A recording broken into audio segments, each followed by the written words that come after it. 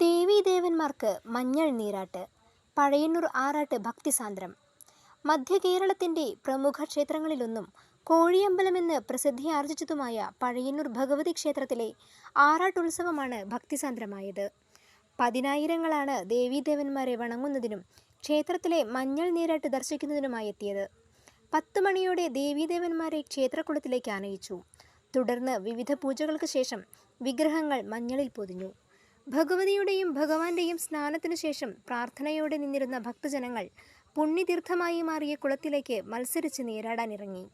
തുടർന്ന് മഞ്ഞളും അഞ്ജനവും പ്രസാദമായി ഭക്തർക്ക് നൽകി. പ്രസാദമായി ലഭിക്കുന്ന അഞ്ജനം കൊണ്ട് പുരുഷന്മാരും കണ്ണെഴുതുക ഇവിടുത്തെ പ്രത്യേകതയാണ്. രാവിലെ പള്ളിയുണർത്തൽ, കാഴ്ചശീവേലി, ആറാട്ടിനെഴുന്നള്ളിക്കൽ, പറവയ്ക്കൽ എന്നിവ നടന്നു. കൃഷ്ണൻ ഭട്ടതിരിപ്പാട് മുഖ്യ കാർമ്മികത്വം വഹിച്ചു.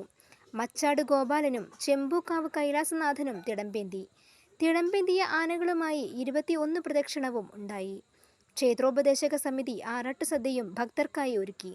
മീനമാസത്തിലെ തിരുവോണ നാളിലാണ് ഈ പവിത്രമായ ഉത്സവം.